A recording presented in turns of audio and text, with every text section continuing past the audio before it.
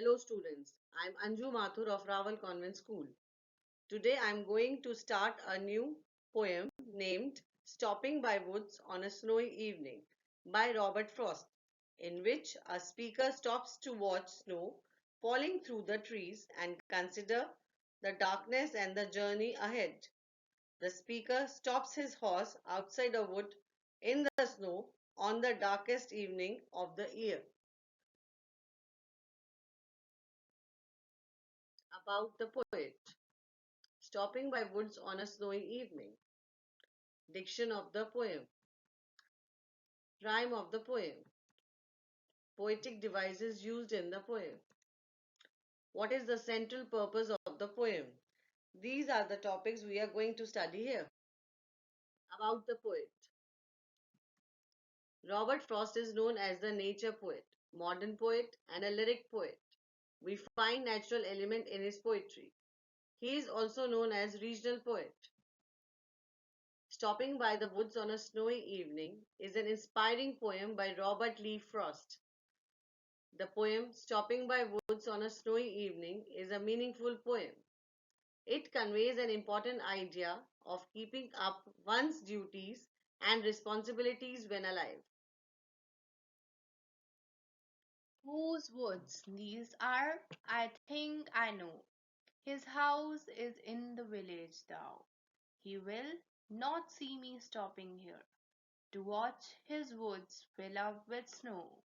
In this stanza, the narrator may be the poet himself of the poem, stopping by woods on a snowy evening, stops by some woods on his way one evening. The narrator knows the owner of the woods and even where he lives. He is a bit relaxed thinking that the owner of the woods live in the village, and so he won't see the narrator stopping here. Therefore, he can continue watching the natural beauty of his snow-covered woods. Woods depict temptation in life, nature, beauty, and mystery of word, death.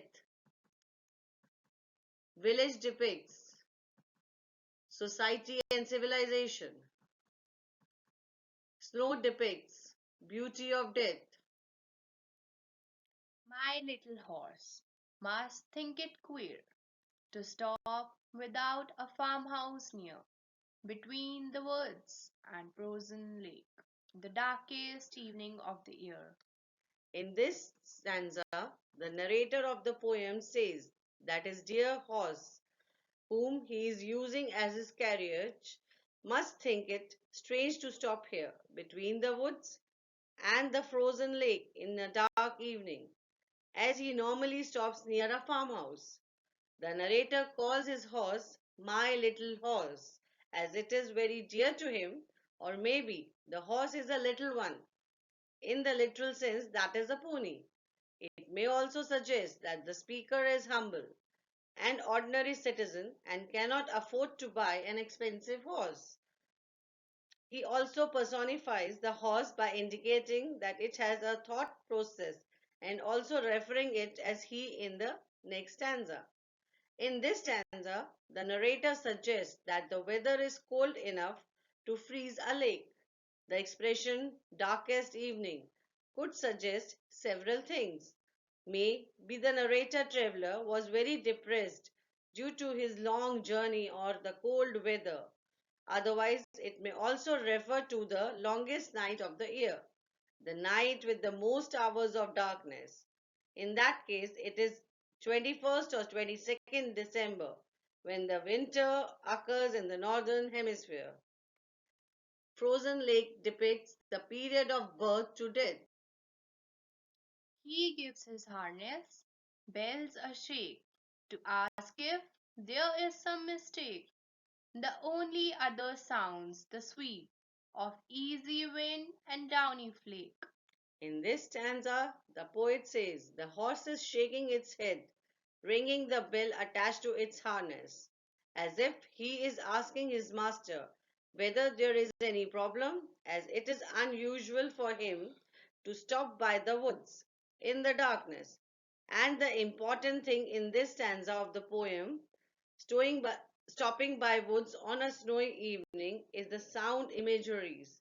There is only three sounds: the sound of the harness bell, the light wind, and the snowflakes.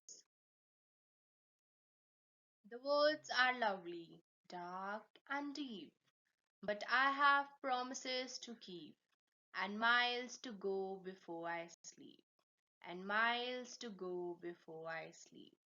Here in the last stanza, the narrator describes the woods using three adjectives: lovely, dark, and deep. This indicates that he is enjoying the scene and wants to do so for long. But he has other responsibilities in his life. He has to go a long way before he sleeps, so he cannot get the enjoyment for long. He has to move on. And the important thing here is that the poet repeats the last line to attract the attention of the readers. In this very last line lies the allegorical interpretation. Here, sleep may refer to death.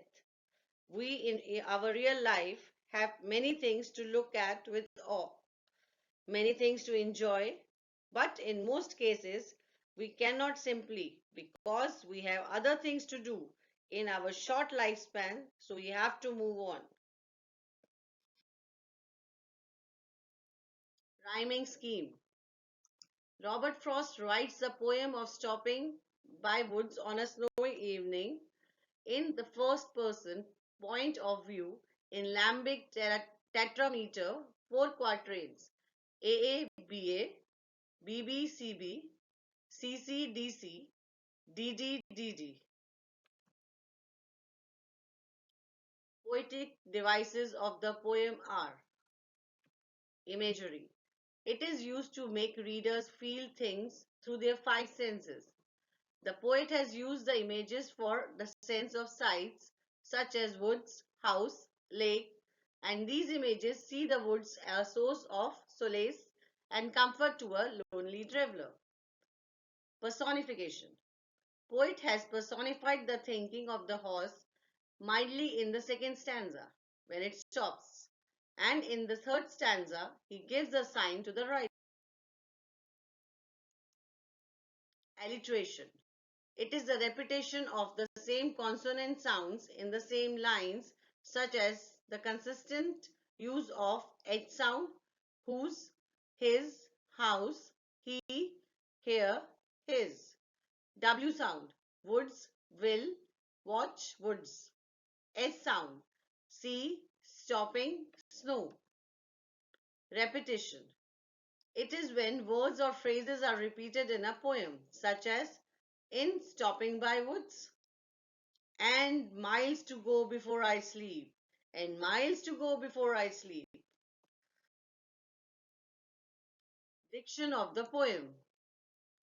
Robert Frost uses consonants in his word choice to produce a calm, serene tones which makes the poem flow smoothly from line to line.